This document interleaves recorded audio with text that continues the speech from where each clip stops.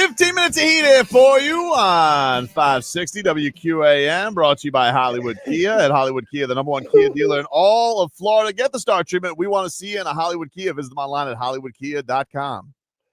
Oh, y'all, welcome back to the show. Yeah. I've been doing show the whole break. I mean, yes, just for our viewers. Yes, you have. Not for our radio audience. Nobody heard you. I know. But it was, but we appreciate you, even though I told you to go to break just so we could fix things. But very selfish of you. Hey, we good. Are we? Good. Yeah. Are we? Yeah. All right. The Heat, they lose over the weekend. They fell to the Milwaukee Bucks. Oh my goodness. I couldn't. So I was driving over and was eating at the time of the game. And I was thinking to myself, oh, they're going to do this. Because I wasn't watching firsthand. I was kind of just following. There's a big difference in following and watching. Understood. Yeah. If you have a game, you can see the crash when you watch it. Mm-hmm. But you don't know what is really going on when you're following. And so I'm like, oh my goodness. What the hell just happened? Yeah. And then overtime happened. Nobody couldn't score but the other team. Overtime. I mean, like they had a 7-point lead with like 3 minutes left. And then typical Heat behavior. They're like, how do we blow this? Right. And your favorite happened, which is Eric Spoelstra decided, you know how we just defend Brook Lopez? Little guys. 7'1" guy being on the bench. Right. So my question is this. When I'm watching games, is it me or does everybody feel like the team that did the most to tie the game is usually the team that goes into the overtime with momentum? I don't know, dude. That's ridiculous. It just always seems that way. Like if you come back from a 4 or 5 point deficit with a minute left and then go into overtime, that you kind of can. I would probably think so. Like one would think naturally the team that has the momentum is probably going to continue to play better, but I don't know if that's always the case. I have no idea how do I even prove that? I don't know. I asked you, I didn't say if it was fact. I said, does it feel like the team that makes this great comeback? Sometimes you ask impossible questions, though. You would agree. Like you would have like sports questions. It's not an impossible question. I'm just like, we're all sports fans. I'm just trying to get, does that, do you get that feeling when you see a game in the sport that goes into overtime that normally the team with the momentum? One would think. Yeah, I would think so. Okay, that's it. So. It wasn't a factual statement. But the Heat had the momentum out of overtime, and then they didn't. Like, then it flipped. So it's kind of a weird. I don't know what the rules are. Well, because I'm saying that Milwaukee went on this charge to tie the game, right at the end of it. So when they go into the playoffs, when they go into the overtime, I'm just thinking. The Heat got to turn it around to win because they haven't been playing well the last couple of minutes. I think fouling and intangibles for a 3-point shot, that's not good. And then Brook Lopez being like, "Ooh, look, 6'8" guys, easy scores." What's interesting? I actually found an answer to Leroy's question. Did you? I was like, how the hell do I even ask this on Google? But hold on, but your Googling that's true. Is very shady. That is, you know what? Your Googling has been very questionable. This could be a lie. Now I think about it. Like you told us the biggest comeback of all time was 9 points. And I stand by that. Okay. Okay, so potentially this could be a lie, but they cited a doctor who could be a fake doctor. But a study by people who could potentially be fake analyzed 11 NBA seasons and found that found that teams that came back to tie the game in the fourth quarter did not win more often in overtime than their opponents. Okay. So so it was just it's even Steven? Yeah, apparently, or it's less. And then what's the comeback? Like what's the threshold? Does it have to be a clutch? Wait a minute. -1 for asking the same ridiculous questions I ask and not having nobody get mad at me. No. Don't be answers guy and then be like, well, I don't have No, the I have- answers. I Like have he all the interrupted us answers. saying, I Hey. have an answer. Bro, I have all the Hey, answers. hey, Yep. -1 for that right there. You ask a ridiculous -1. ass question, It's and not a and ridiculous he question. just got mad at me. Hold on. You started the segment with a ridiculous question. Yes. He comes up here with his little webbed hand. He's like, I have No, the I answer. still have it. But Don't he doesn't disrespect really me. have the answer. I totally have the answer. I don't think you do. Look at what do you want? I got all okay. I have a table in front of me, which is legit because now we're on science direct. If there's one thing I don't trust you, it's reading a graph. No. it's in English. All right. Favorite. Wait. What? Did he just say It's the not graph is hieroglyphic. in English? there's not even Hey, a can I Oh, just no, say, I thought it was an emoji. can I just say this? Yeah. Let's leave this conversation because once you just said the graph was in English, that means you Yeah. have no idea what you're reading. None. No, it's totally Zero. I have this. I have Yes. this. Okay. Giannis. He's good. He is good. Oh, He's- yeah. Strong. Do good. Tall. Strong. Tall. Well, look, the graph says that. Oh, it says that? Big. Big. The Heat. I just got to look. Here's the thing. I think Spo. I don't mean to always come back to Spo because obviously he's a coaching genius. He tries to go to the slow-mo well a little too much. He's gotten a little too in love with the slow-mo well. Hey, It's not that I don't like a little slow-mo in you my think life. you think Chris Quinn said, Spo, I'm not trying to be disrespectful. And he's got his hand covered with his paper, because he don't want nobody else to hear this. Spo, I'm not trying to be disrespectful, but you think you can guard Giannis and that big ass twin with a guy nicknamed Slow Mo asking for a friend? Spo's just like savvy. He's gonna do it. He's gonna do it. Look, in fairness, You know what? His hairline is going to be farther back in his head for everybody blowing by him. Look, in fairness to slow-mo, he did give him the lead with free throws, but then, he missed it at the I end. mean, too. how quick were they responding? Like, all I kept seeing was, oh, he take a lead. Whoop! Brook Lopez. Yeah, He it was take a a back lead. and forth. Giannis. They were going right down the. Can we get a little bit of resistance? I know he was in foul trouble for a lot of the game, but I'd really just like, if we're going to have a season where we have a losing record, I'd really like the 7'1" kid to close out games. Silly me. I know, untrained eye. I'm selfish. I'm a bum, but I'd really like the rookie to close out the games. You know what? I don't have to be a genius or I don't have to be a coaching guru to know one thing. Milwaukee was killing us with tall guys, and we didn't have our tall guys on. Yeah. I don't know what I would have said. Hey, Kel'el, this is the time. You either do or you don't, but use up all your fouls. Cody Make says sure they don't.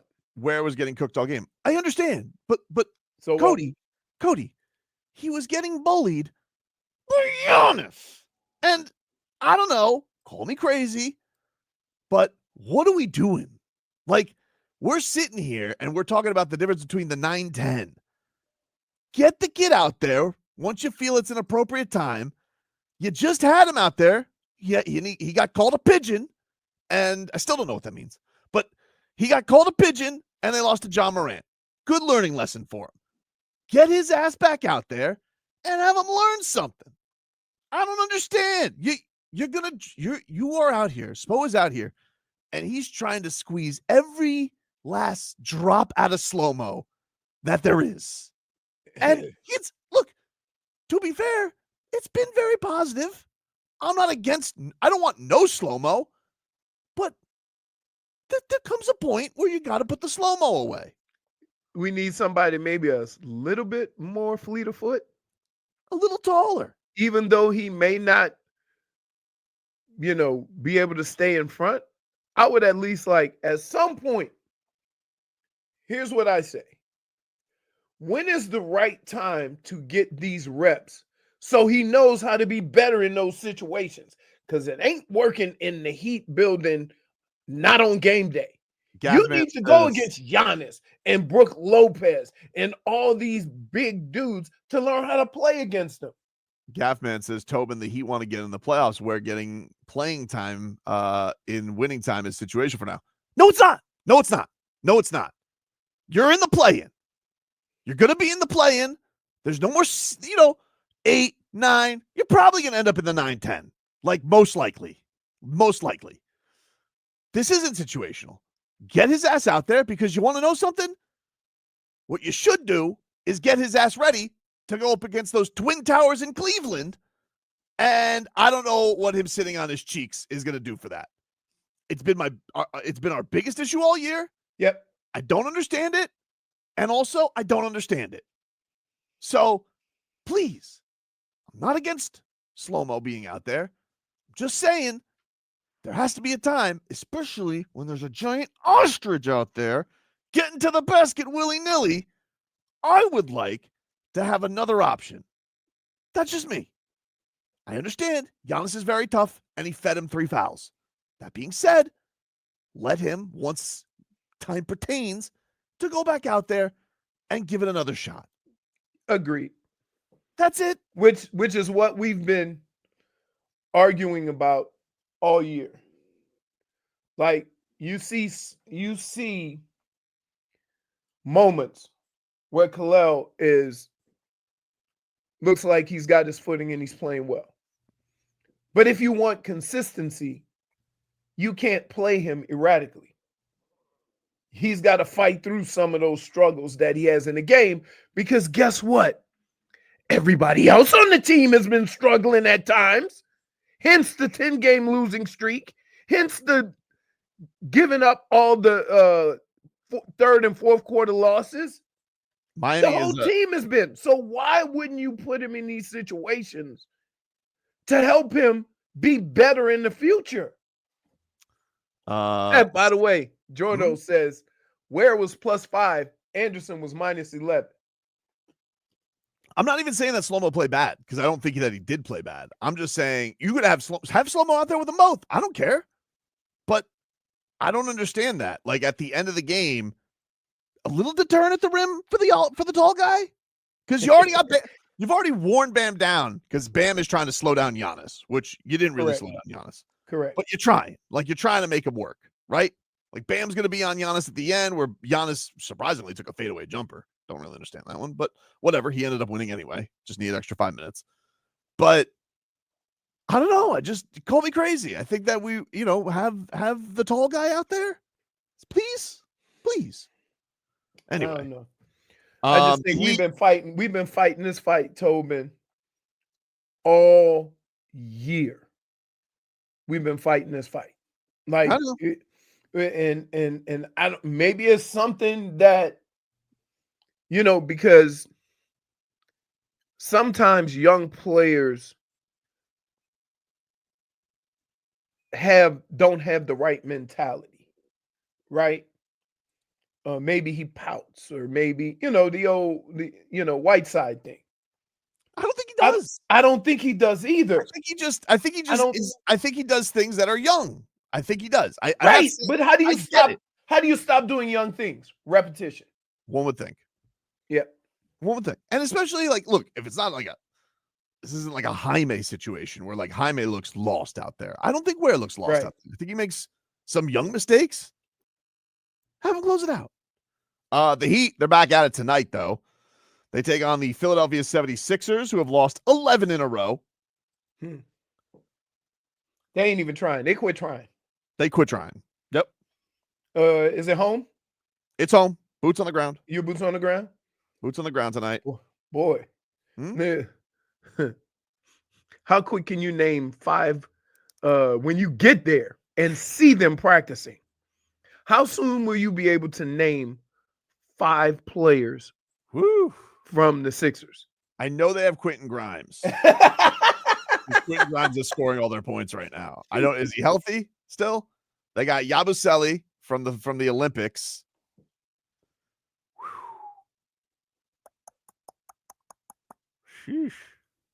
Yabusele. Hey, Yabusele, I'm I'm gonna wait until after Lent. Oh,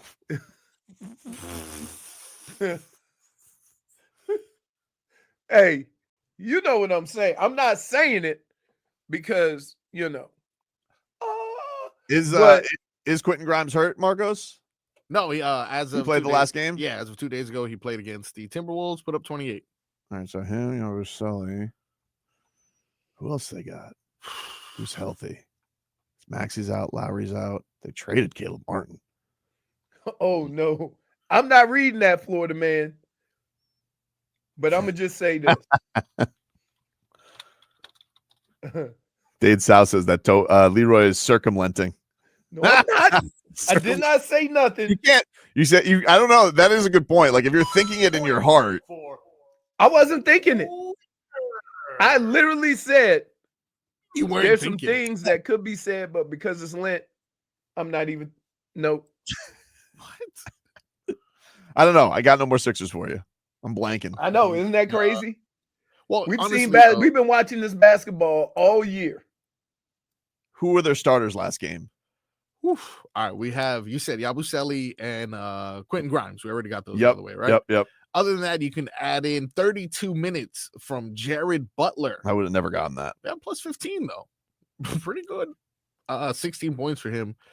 Adam Bona, as we all know, our boy Adam Bona put up 24. Oh yeah, he played in the last game against the Heat. I remember that name. 24 minutes, 4 points for him. Wow. Oh, you know what? You will remember this man. 38 minutes. Lonnie Walker. Lonnie Walker's on the Sixers. Yeah, not a Still starter. playing? He's been around for a minute, right? Yeah, he played the most minutes, former Kane, but did not start. I'm looking at the lineup right now. Wow. Justin Edwards Never would have gotten the that. last starter. Yeah. On the bench though, I think Marcus Bagley. That sounds vaguely familiar. No, I think you're thinking. No, you might be thinking about the other Bagley. You're thinking about former number 2 pick Marvin am. Bagley. So Yes. is there no relation? I don't know. There could be a relation. I'm not saying there's not a relation. But you're right. I was thinking of the wrong one. So with that being said, no, there's maybe once even reviewing And the Jalen roster. Hood Shafino, who Oh, yeah. was, I think, wasn't he the Lakers' first round pick like 2 years ago? Hood Shafino. Man. Yeah, he was the first round. Yeah, he was pick. taken like right after Jaquez or right before Yeah, Jaquez. pick number 17. Yeesh. Hey, Wow. so That's up on him quickly, huh? yeah. Well, maybe we should consider the same. Is that what you're So saying? when I think about Kel'el, I want to get back to this for like a quick Yes. hot second. When I watch Cleveland play, they got two big dudes, but one of them's always in foul trouble, and they just keep putting him out there. I mean, same thing with Memphis. Jaren Jackson, oh my goodness, he not selling himself short. He getting his. And they kind of develop him through all that, right? You can't go, son, I can't play you if you keep getting fouls. I'm a big. That's what I do. Well, it's also unfair because it's like you have Bam as like your guy next to you who never fouls. And it's like, Right. Bam never fouls. They all, they're like always going to like, well, Bam didn't do it. Oh, what did you, Bam? Did you do it? I'm sick of this guy. Mr. Perfect. Can't keep up with him. Man. Plays so hard and he never fouls. All he does is And dominoes. he takes on guys way bigger than him all the time. It's like, I don't know. I just think sometimes Kel'el is a deterrent. of course he is. And I think that is, and I think you can't expect Kel'el to play like Bam. Bam's awesome at playing defense against everybody. Kel'el's not. But I would say the way he played Ja Morant at the end of that game, you look at it and say, okay, so maybe he can move his feet a little bit. Maybe he can, let's work on that, right? Because you see the promise in his ability to stay in front of a guy who's like a water bug. You see it. So why can't we just coach that up? I will say, speaking of Bam, the one thing that I should mention from him, because he did have a very good game. He had a very good game.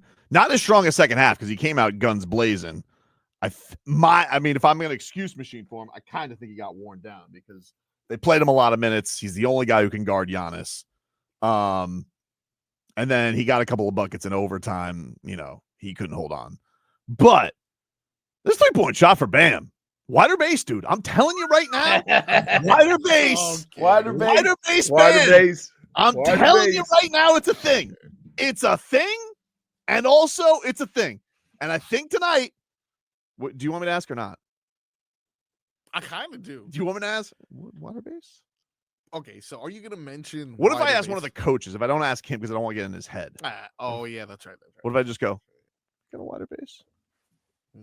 Yeah, that's probably best, right? Because then no one can accuse you of being a mush. Right. I don't want to be accused of. You guys have already accused me of. Oh no. Not burning down you. the Wait. Heat franchise with the Pat Well, Riley no, question. You have not been accused of being a mush. You have been convicted and tried That's not fair. as a mush. And How? we have brought several situations to the judge, and he threw the book at you. So don't say accused mush. You have been convicted, and you're a known. If mush was a felony, your ass would be in jail. What if this Warriors pick ends up getting us a whale? What if back? If the Warriors pick ends up getting us a whale, am I back? No. Why? Oh. Because wait, even with all of your mushness, you still were the only one saying I would have paid Jimmy. That's right. And guess what? Those 11 points or 14 points he's scoring with wouldn't have helped this team that damn much. They needed scoring. They got killed yesterday by the Rockets. You know why? But they did beat the that's a team that runs up and down, just run, and plays incredible defense. They did beat the Lakers. Yep. And then the Lakers stomped on OKC. This West, we'll close out 50 minutes. This West race right now. Oh my God. There's like 5 teams with the same record, and now you start doing there's so many. I was watching SportsCenter this morning. Yep. And Wendy was saying the team in 4th is actually in 7th place. Yep. They're not in 4th because the tiebreakers, they don't have tiebreaker over anybody. Well, yeah, your tiebreak. I think it's head-to-head amongst everybody if they finish with the same record. Right. I think that's how it works. But right now, the Nuggets, Clippers, Warriors, and Timberwolves all have 32 losses, and the Grizzlies all have 32 losses.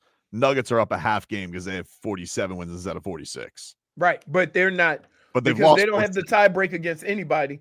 So as soon as somebody else wins a game, they're gonna fall all the way down.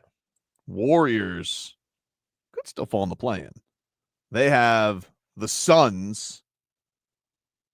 They have who else? They have the Spurs. They should win that. Trailblazers have been frisky, and then the Clippers, who are good. All right. Keep Hey, is that a shock?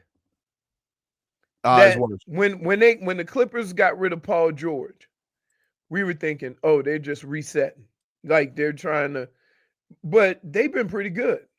They've been very good. So is that surprising to you? Because it is to me.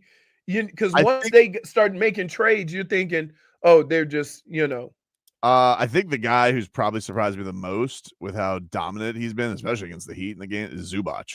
Zubac's been a monster. Goodness.